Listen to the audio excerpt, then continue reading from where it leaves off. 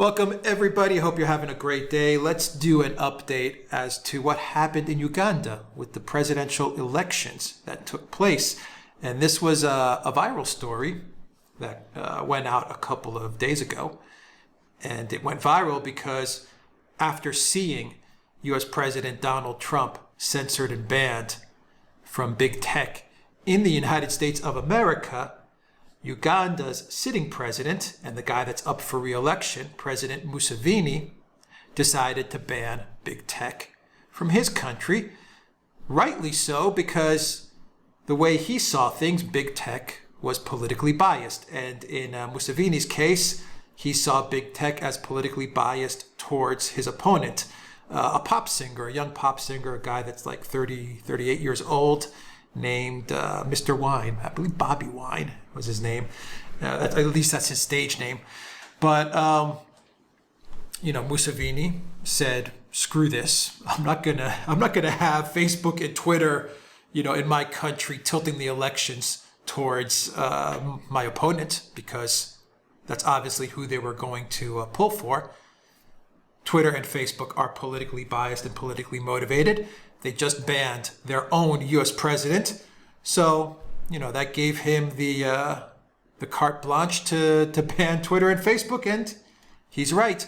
Now, I'm not going to get into the politics of Uganda. I've read articles and I've done some research. I've heard the opposition blast the sitting president, Museveni. I've heard Museveni blast the opposition.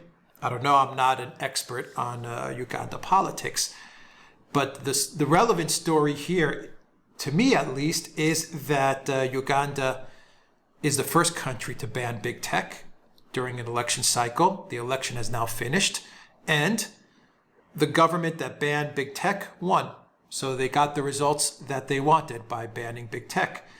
Now, once again, whether the elections were free and fair, I don't know. I can't make this call either, nor can I make the call as to how much of an influence Facebook and Twitter has in Uganda, or how much of a sway they would have had. But look, they banned Twitter and Facebook.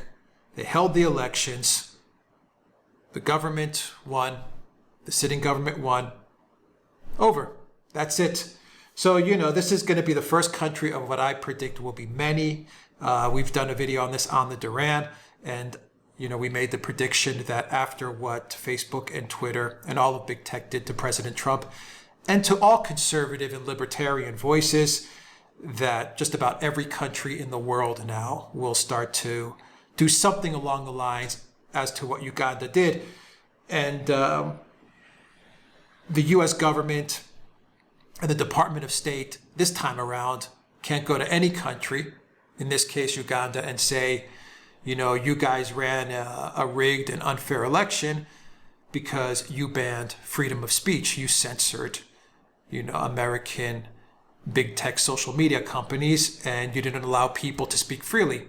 The U.S. government and the Department of State can't say anything, and I predict that they won't say anything, or even if they do, every country from Uganda to every country here on after will just tell the Department of State to pound sand. They'll tell the U.S. government, buzz off, bugger off. The reason they can't say anything is because the two logical points that any country can make going forward is, number one, they can say, don't lecture us when your own big tech companies banned their president and banned their president's supporters. So don't lecture us about free speech, democracy, human rights, when your own companies in your own country are violating people's free speech, democracy, and human rights of their very own citizens. That's going to be the first argument they make. And the second obvious argument that any country is going to make going forward is, don't lecture us, because Twitter, Facebook, Amazon, Apple, Google have admittedly come out as being politically biased. They've admitted it.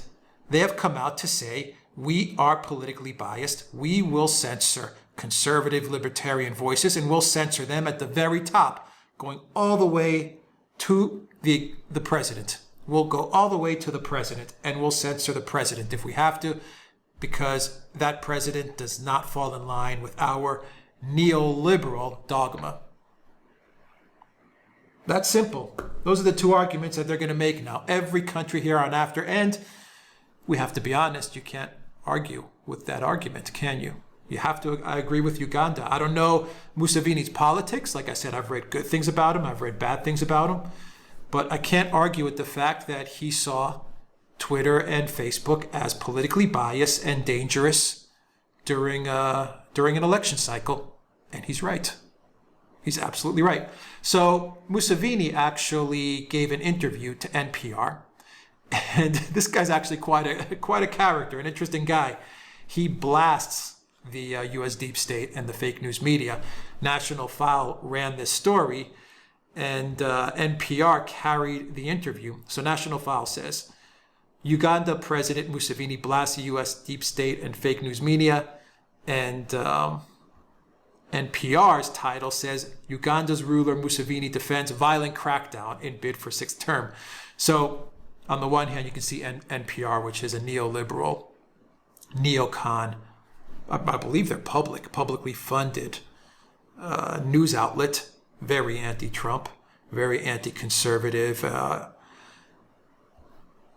news outlet. And here you have National File, which is pro-conservative, pro-Trump, I would say, pro-America First. So NPR, which is anti-America First, globalist, even though they're funded by U.S. taxpayer dollars, which I guess makes perfect sense given that the neoliberals own pretty much every institution in the United States at this point, tax-funded institution. And then you have the National File, which is pro-America First, saying that Museveni has has taken the deep state and the fake news media to task. Here's what he said. Let me try to find the quote here, because there's a great quote where he starts to describe the fake news media and the deep state. Where is it? So in the NPR interview, they ask, they